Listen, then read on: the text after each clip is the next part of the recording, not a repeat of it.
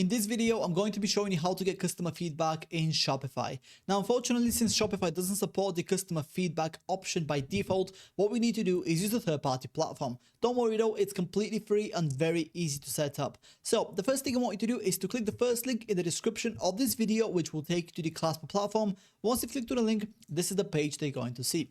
From here, I want you to click on Start for Free, which will automatically take you to the sign up page of the Clasper platform. And all you have to do here is decide how you want to sign up for Clasper. I would personally recommend you to sign up using your Shopify account because that'll make the integration between the two platforms significantly easier. So go ahead and click on Sign up with Shopify. And once you do that, you'll be taken to the login screen of the Shopify platform. All you have to do here is log into your Shopify account, and then you'll be asked to install the Clasper plugin on your Shopify store. To do that, go ahead and click on Install in the bottom right corner of the screen right here, and in just a couple of seconds, you'll be redirected to the back end of your Clasper dashboard. This is what it looks like, and before I show you how to set everything up, if you take a look at the left hand side of the screen right here, right above my camera, you will see that by default, you will be assigned to the free plan. If you go ahead and click with that, I want to quickly run you through the usage limitations of the free plan, just so you can get an idea of what it has to offer, or if you need to choose a different plan. If you take a look on the screen right here, you can see some of the usage limitations of the free plan. So for example, you can get up to 3,000 monthly page views on your Clasper widgets on Shopify. You can, however, make as many widgets as you want.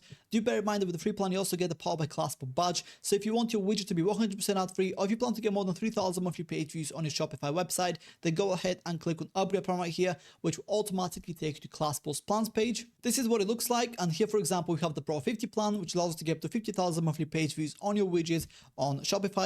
As part of the plan, you get access to all the features and functionalities of the Clasper platform. You don't get the Powered by Clasper badge. You can create as many widgets as you want, and you also get priority support. And if you go ahead and use this slide and you go to the right, you can access all the bigger plans that the Clasper platform has to offer. So yeah, browse through the different plans, choose the one that works best for you. And if you'd like to save some money, I definitely recommend you to subscribe to the plan that you want on an annual basis, as that will save you 25% of the total cost of the plan. So for example, the Pro 250 plan right here is going to go from $99 per month to $69 per month if you pay annually. And if you'd like to save an additional 20%, you can also use my discount code at checkout, which you can find in the description of this video. If I go ahead and use it right now, you can see that this particular plan goes from $69 per month down to $55 per month. Now that you know a little bit more about the different plans that the Clasper platform has to offer, let me show you how to create the exact type of customer feedback widget that you want and how to integrate it with your Shopify website. So the first thing I want you to do here is click on your widget right on the top of the page, and then you will see this pop up. Here, all you have to do is decide whether you want to start completely from scratch, or if you want to choose and customize an existing template.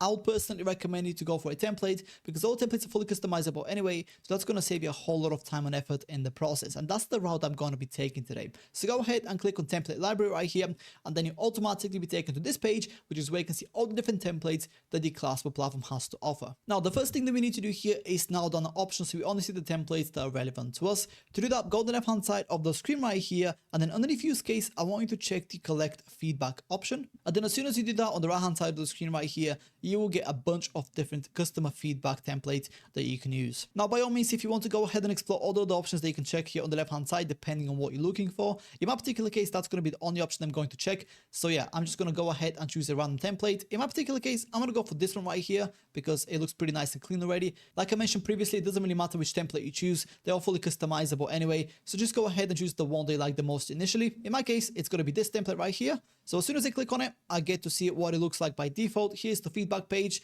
Then you have the details page, the success message, and an error message as well. If you're happy with the template that you've chosen, go ahead and click on use this template in the top right corner of the screen, which will automatically take you to the Clasper template editor. This is what it looks like. Now, in my particular case, I'm not going to make too many changes to my template because I'm only recording a tutorial video, so it doesn't really matter for me. I just want to quickly show you what's possible, and then I'll let you customize yours to your specific requirements. So for example, if you want to go ahead and delete a particular element that you don't want to have in the final version of your widget, go ahead and click on it to highlight it, and then press the backspace button on your keyboard, and just like that, the component has been deleted. If you want to go and customize a particular element, for example, I want to make this text right here a little bit bigger, simply click on it, and then on the right hand side here, you'll get the editor for that particular element. What I'm looking for here is font size, and as you can see, it's right here. So if I just go ahead and press the plus button here, you can see that the text automatically changes on the left hand side of the screen, and I'm quite happy with the way this looks. I'm going to leave it at that. But do bear in mind that the actual editor on the right hand side is going to differ depending on the type of element that you select. So this right here, as you saw previously, is the editor for any text block. If I go ahead and click on this image though,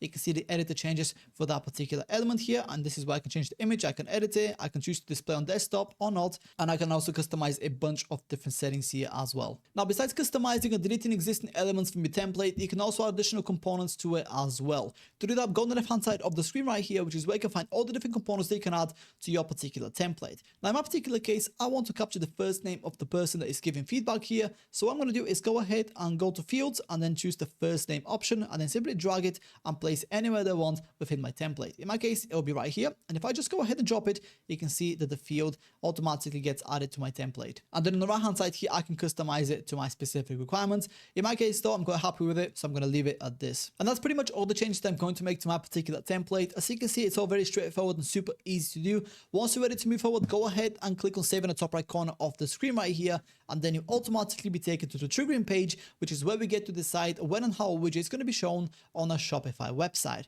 So by default, mine here is set to show once per session. I want to change that to do not limit because I don't want there to be any limit in terms of display frequency. Then in terms of when to display, at the moment set to exit intent. In my case, I want it to be shown immediately, so I'm going to go ahead and set that setting as well. But by all means, if you want to go ahead and customize this to your specific requirements, these settings here are for you to take advantage of. Once you're done with this part of the page here, go ahead and click on next in the top right corner of the screen, and then you'll be taken to the integrations page, which is where you can integrate your widget with a bunch of different platforms like Google Analytics. In my case though, that's not relevant, so I'm going to go ahead and skip this part and click on done once more. And just like that, we are pretty much ready to go. The next thing you want to do here is go ahead and change the status of the widget from unpublished to published, and then click on save in the top right corner of the screen. Once the status of your widget is set to published, you can head over to your Shopify website and see what it looks like. So let's go ahead and do that right now. If I go ahead and click on view your store here, my website was going to open, and then I should be able to see my widget right here displayed immediately. And as you can see, here it is. It looks super nice and clean, and it's also fully interactive. And that's about it. That's how to get customer feedback in Shopify. If you have any questions, please let me know down in the comments below, and I'll do my best to help you out.